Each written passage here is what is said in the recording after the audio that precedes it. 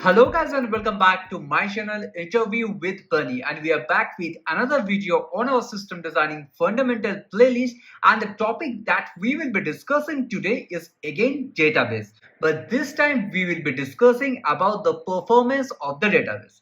So in our last two videos or the couple of videos, we were discussing about the database. Means at the very first we have gone through that what is the data, what are the different type of data, means structured data, semi-structured data, unstructured data, and thereafter we have seen that what are the different type of database which can help us in saving those type of unstructured or structured data. So we have gone through all of these, and also in our last video I have told you in detail that based on the user scenario or based on the business use case, which database actually fits our particular use case. Now in this video we will be discussing something important, and that is about the performance of the database, which totally comes under the non-functional requirement of any system designing interview. But first of all, we have to understand that why the performance of the system or the performance or the optimization of the database is actually necessary and crucial. So whenever you are selecting a database, whatever database you select, how much perfect database you select,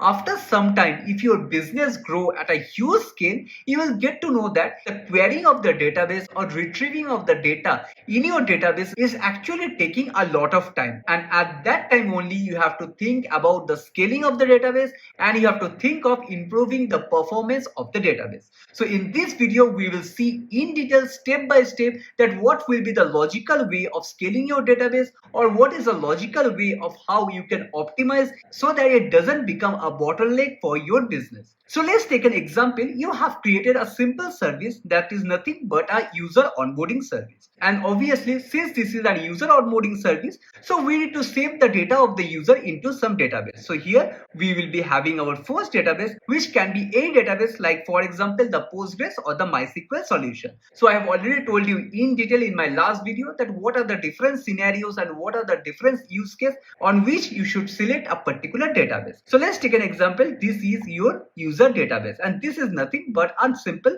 Postgres database. Now since you have simply launched your application, so you do not have that much amount of load in your system.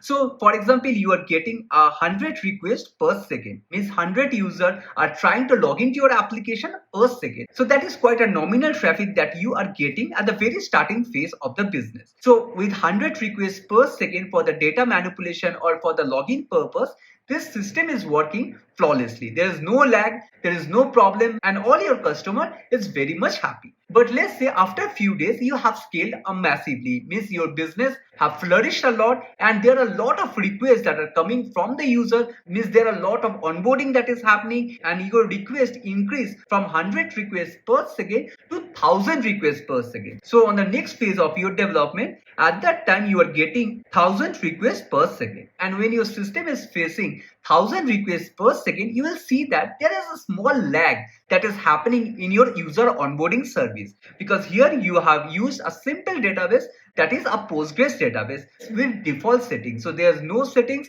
only you have hosted a simple database into some server, and that is running on the default setting. So there's no optimization that you have done. So what the user onboarding service is doing, there are two flows. One is the registration process where you are writing some data into your database, and there is another flow that is a login flow where you are reading this user database and you are just validating the credential with which the user is trying to log in. So there are two flows. One is the read flow and another is the write flow. Clear? And when your request went to 1000 requests per second, you will see a small delay in this login system or in the login flow of your entire application. I hope this is clear. So this is just a ballpark number I am giving to explain you the scenario. It is not that after 1000 requests per second your database will start lagging. It is not like that. It totally depends on the server on which you are hosting your database. So this is just an arbitrary number with which I am explaining. So let's take an example that after 1000 requests you are seeing a bit of lag into a system, but that is also a very nominal latency. So you do not bother to upgrade your system that much. But after a few days you see that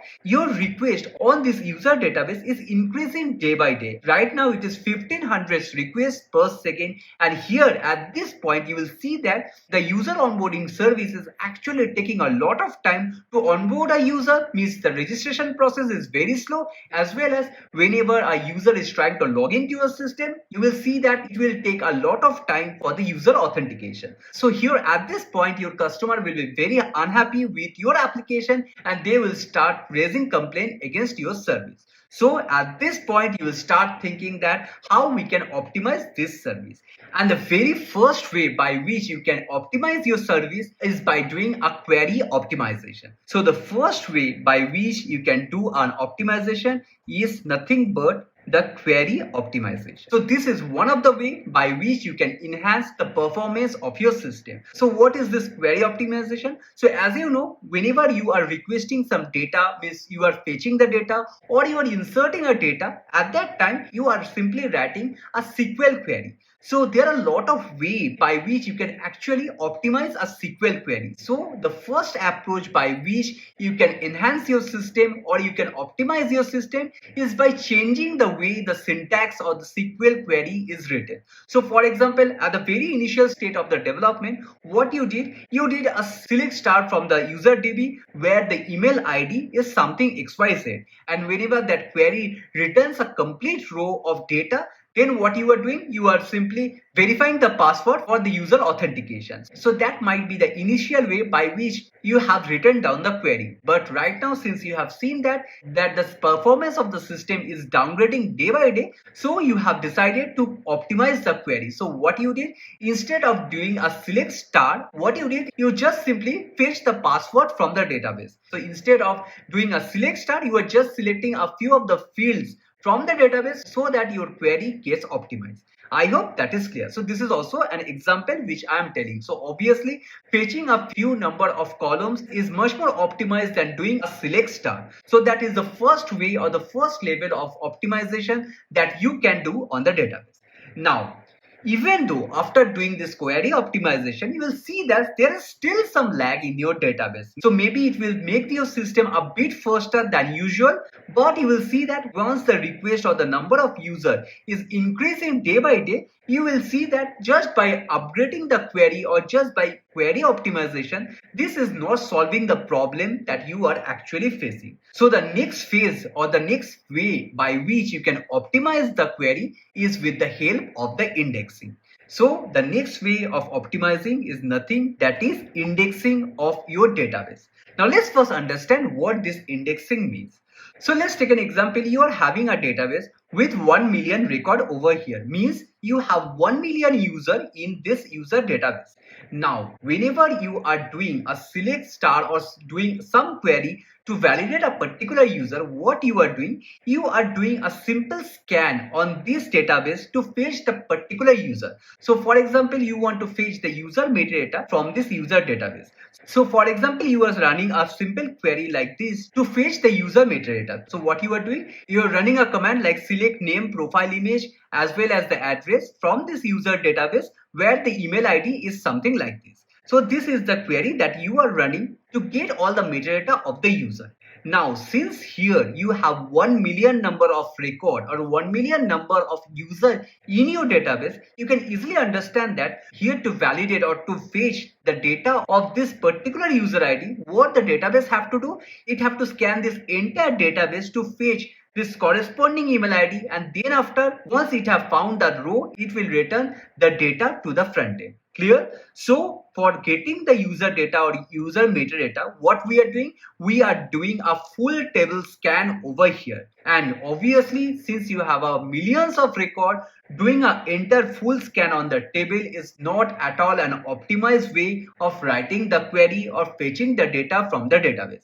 I hope that is clear, because you can easily understand that since here it is doing a linear search, so the complexity of getting a data from the database will be order of n. Means if there are millions of record, means for finding a particular user on the worst case scenario, the query have to go through all the millions of the row and it have to get the data for you. So this is not an optimal way or the optimized way to search our data. So what you did, you have done an indexing on top of your database. So what this indexing means? So indexing in a very simple way is like how the indexing is there on the back of the book. Means instead of storing all the information of the book, what we do, we just keep the keywords at the very end, and based on the index, means for example A belongs to 1000 word, B belongs to another 1000 words. With that analogy, we store the values of the database in the form of the index. And internally, how the indexing is implemented,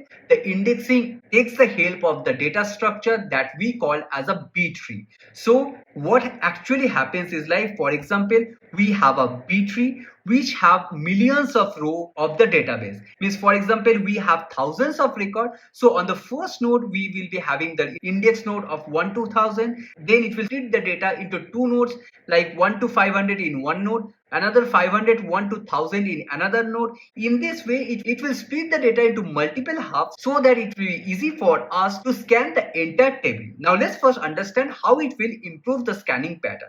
So for example, you have 1000 record and you just need to get the record of the user ID whose user ID is 376. So what it will do, it will first check that 356 is less than 500, means we will go to this node, means we are omitting this entire data structure that we have over here. Then after we go to the 1 to 500, again it will see that where our data is there. So here it will see that our data is divided into two sections, 1 to 250 and 250, 1 to 500, and since we are looking for 267, means the data can be over here. So in this way, we are making a tree-like traversal over here, and we are getting to the node which we require in the most optimized, and that is in the logarithmic time frame. So here, whenever you are creating a B tree, means whenever you are doing an indexing, internally the key on which you are doing an indexing, the key will get distributed in a sorted manner, and once it gets in a sorted manner and it will form a B tree, it will be easy for us to traverse through this B tree in the logarithmic time complexity. I hope this is clear. So this is how the scanning of this entire table,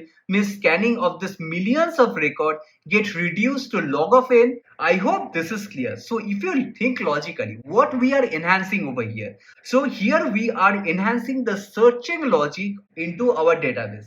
Means the insertion of the data does not get optimized by this way. So indexing does not improve insertion time complexity. Rather, it only optimizes the read complexity, means the time to read a particular data. So with the help of the indexing, it is helping us to reduce the read latency. I hope this is clear. But on the other hand, when you are applying our indexing on the top of a database, that is actually creating a problem for the write logic. Means if you are doing an indexing at that time, what happens whenever you are trying to write some data on this database, what we have to do, on each and every entry, we have to build or rebuild this B trees so that all the nodes of the tree will remain in a balanced way. So this indexing though will decrease your read latency, but on the other hand, it will increase the write latency of your system. So with the help of the indexing, what we have optimized? We have optimized the read latency over here. I hope this is clear. So right now what is happening?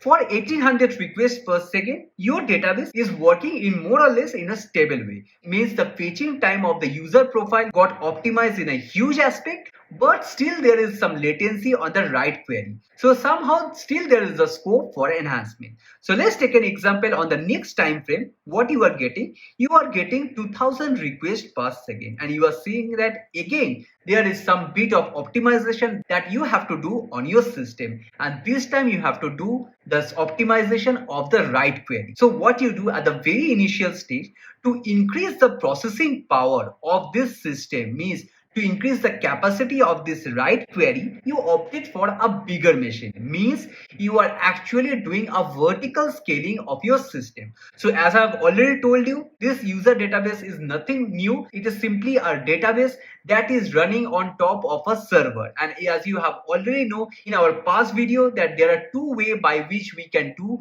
a scaling, that is horizontal scaling and the vertical scaling. And here also, to increase the hardware capability of this database engine, what you are doing, you are opting for a huge system, or you are opting for a huge server where you can deploy your database. So what you did, you have opted for a bigger server where you are deploying your user database. So the next way to optimize your database is nothing but the vertical scaling. I hope this is clear that what is the next way how you can optimize your server capability. Means first you have tried with the query, then you have done the indexing, and once you are done with everything, what you did, you have increased the capacity of the system so that multiple threads and multiple things can work together to optimize your server. I hope this is clear. Now comes another important thing, that is, for example, at this scenario, your system is stable. Means you have already taken all the three major steps to optimize your database. Now you see that since your service or since your application is growing in a very rapid speed, you will see that in a very soon or very few days, you are about to get 2500 requests per second. Now again, you are facing the same issue, that is latency. And right now what you have seen that you have already performed whatever you know. So you have done the query optimization, indexing, and the vertical scaling. Now the next important step that you can do, again you can invest few more amount of money to scale your application, is increasing the server capacity so that the capability of the user database also increase to support this amount of the throughput. But obviously, as you know, vertical scaling have a limitation. It cannot be an infinite amount of upgrade that you can get from the AWS server or Azure server or anywhere. There are some hard stop after which you cannot enhance your server capability any further. So let's take an example. You have reached that point that you have already opted for the maximum server size that was possible in your hosting platform. So now what you have to do? Now you have to see how you can optimize it again even further. So what you do, you went to your application team and you are telling that since we are getting 2500 requests per second, how we can optimize it. So let's take an example. One of your developer told you an interesting fact. That is, here if you look carefully, though we are getting 2500 requests per second, but we are not onboarding that much amount of the user daily. Means the total number of users who are registering into your system is maybe the 20% of the total number of requests that you are receiving. Means here if you look carefully, this will give you a very good analytics. That is, here you will see that among these 2500 requests that you are getting per second, maybe 10 to 20% request is only coming for the registration purpose, and rest 80% is just for the login or fetching of the user metadata. Means here if you look carefully, with this analytics, among these 2500 requests that you are getting in your system, only 20% are the right request, and the rest, whatever the 80%, is nothing but the read request. So here if you look carefully, though you are increasing your system capability blindly previously, here there is a simple pattern in your system, that is 20% of the requests that are coming into your system are the write request, and 80% of the requests that are coming into your system are read requests. So there is no use just to enhance the write request even further. So what you have to do, you have to solve the bigger problem. That is, since 80% of the requests are the read requests, then you have to find out how we can optimize this read request even further so that on a whole it will improve the latency of this overall system. And now to facilitate this, what you came up, we came up with our next way of optimization, that is read replication. Means wherever you see in the database that you need to optimize on the read request, then what we do, we go with the concept of the replication. Means we go for the read replication enhancement. Let me tell you what it actually means. So as the replication suggests, means we will have duplicate data in our system. So what we do here, for example, at the very initial stage, we are having a single database which was handling both the read as well as the write query in our system. But since we have understood that in our system the number of read requests is more than that of the write request. So what we have thought, instead of giving all the requests to the single database, what we will do, we will replicate this similar database into multiple instances. Means right now, here we are having 3 databases which have more or less the same data over here. But the way we are saving or manipulating with the data will actually differ. Means maybe the first database, which is our primary or what we call as our master database in this architecture, this will only handle all the write requests. So whenever there is a registration that is happening, it will simply go into our first database, that is the master database. And whenever your system requires some user data, means whenever there is a read request, what our system will do or what our service will do, it will divert the traffic into some other database. Means instead of hitting our master database, it will go to our separate database which will only support the read operation. And this type of database we call as a slave. Means all the write requests will go to the master and all the read requests will go to the slave database. And this pattern of designing is called as a master slave architecture. I hope this is clear. So here if you look carefully, what we are doing, we have allocated a single database and we have created that database as a master, and all the write requests are going into the master database, and whatever the other database which we have over here, we are calling it as a slave, and all the write requests are going into our slave database.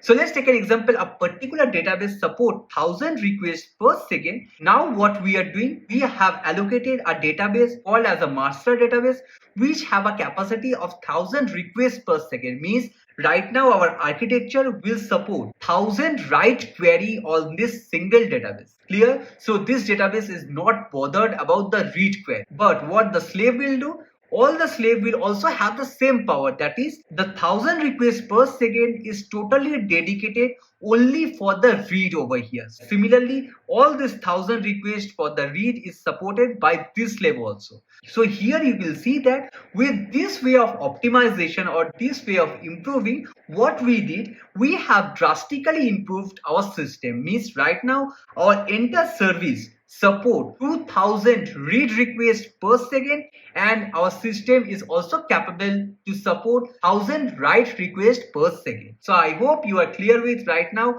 We have separated the database into master and slave, and it is only doing the operation for which it got allocated. Means the master is only for write and these slaves are only for read. I hope we are clear right now how with the help of the read replicas we have enhanced the performance of the system drastically.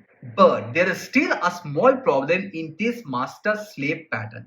That is, here if you look carefully, since we are only doing the write request only to the master database, you will easily understand that there will be a data inconsistency over here. So for example, at the time 0 or at the t0 second, you are inserting some data in this system that is in your master database. Now on the T1 instance, if you are trying to fetch the same data from this slave database, you will see that since you have not written the data in both the database, so what will happen? That the data though you have written in the master database, but that same data is not available in the slave database. So there will be a data inconsistency within our system. I hope you got the concept that why there will be a data inconsistency over here. Because at the particular instance, at the very initial stage, we are simply writing this user database, that is the master node. We are not writing the data in our slave node. And since all the read request goes to the slave node, so obviously since the data that we have written on the master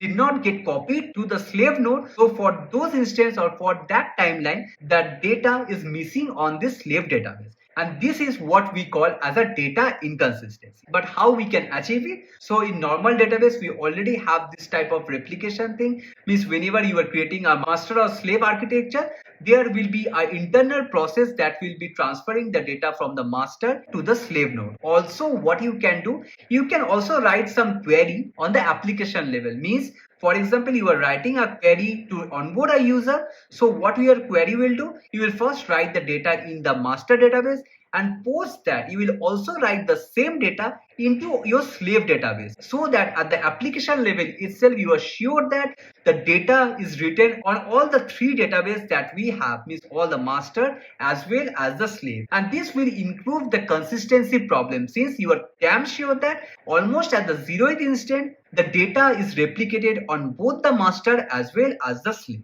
But since here you are doing 3 writes over here in this scenario, so obviously the query with which you are writing this data into your system will take much more time, because there are 3 write operations that you are performing. So this way of doing the replication, though, is a very good option to do, but it will take a lot of time for the onboarding process. So what we can rely on? We can rely on the silent replication. On the backend, there will be some job that will be running that will copy the data from the master to the slave.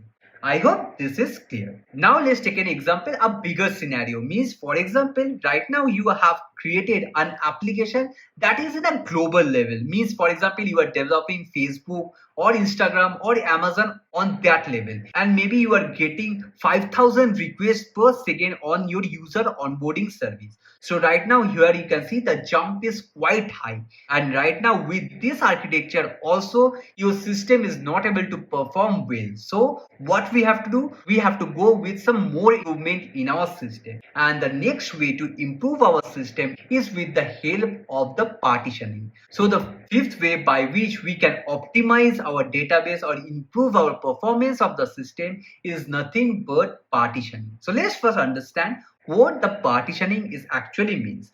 So here if you look carefully, we are having the slave database, which is solely responsible for the fetch operation. Means whatever the read request is coming from your user onboarding service, those things are handled by this slave node. But here if you look carefully, so right now since your throughput of your system have doubled, means the number of fetch requests that is coming into your system have also increased significantly. So maybe with this technique it is not even possible to optimize even further. So what we have gone to one more level above with partitioning. So let's first understand what the partitioning actually means.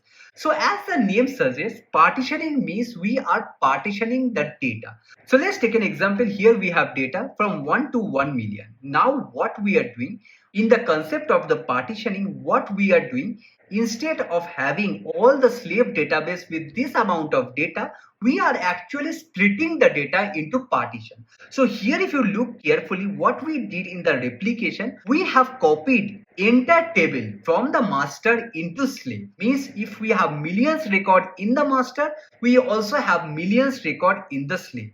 So we are not decreasing the data in the slave. Rather, all the millions record are there in all the 3 databases that we have over here.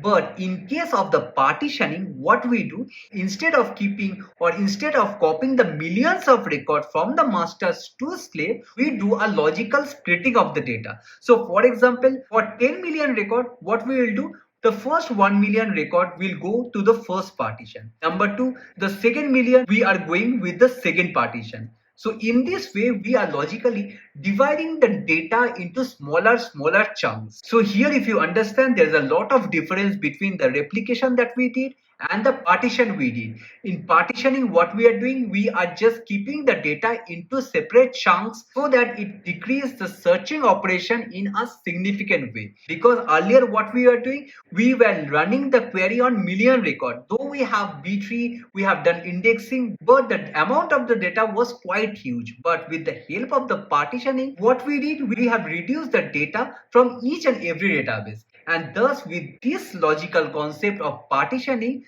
what we have achieved, we have significantly improved the read time complexity of the system.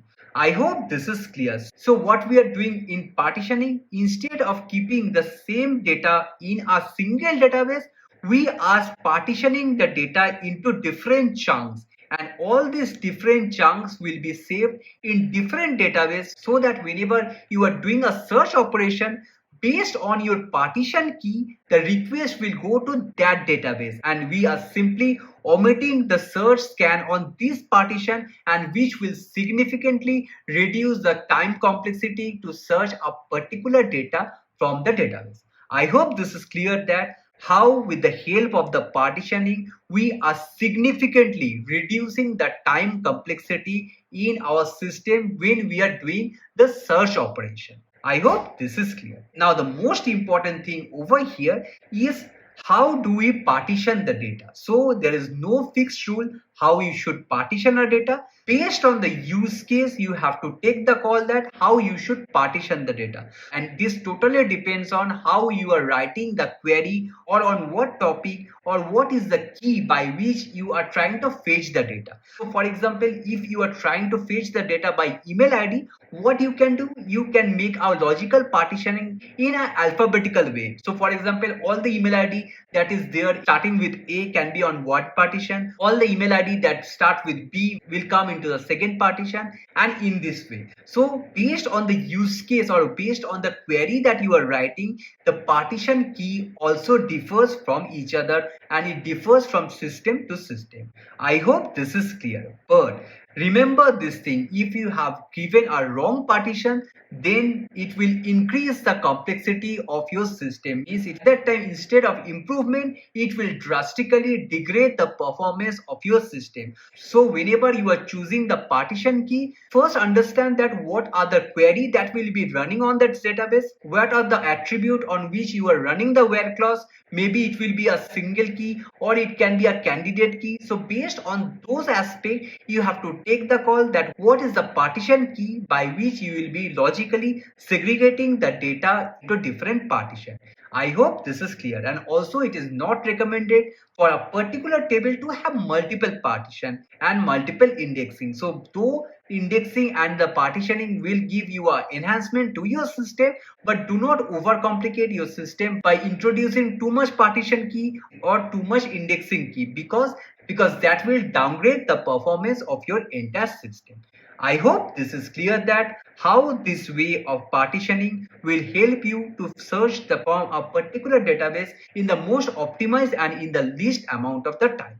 Now let's take an example. The last case means final way by which we can optimize our database, and the sixth way is nothing what we call as a sharding. So though we normally tell the partitioning and sharding together, but those are totally a different concept. Means it is though goes hand in hand, but there is a difference between the sharding and the partitioning. So partition is done on the data, means you are dividing the data into segment, that is called as a partition. But whenever you are dividing or hosting your system into multiple nodes or multiple server, that we call as a sharding. So on a very high level, if you understand, for example, this is your database, this is your database server, and on this database server we can have a single database.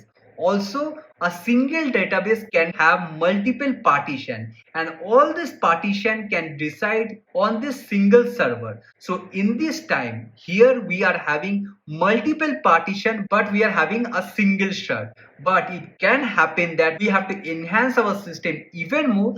Then at that time, what we can do, for each and every partition that we have created, each and every partition will go into separate server. So at that time, for each and every partition, there we will be having separate server, and this separate server are nothing but this many amount of the shard which we are creating. So here, understand this thing logically. A single to multiple partition can reside on a single shard, but it is not the vice versa, because here if you see, sharding is nothing but splitting of the database altogether. I hope this is clear that what are the different ways by which we can do or we can improve the performance of the database. So first one is the query optimization, second is the indexing, third is the vertical scaling, fourth is the replication, means we are increasing the read replication, fifth is the partitioning, and the last one not the least, that is sharding. And one more thing I just want to point out, that is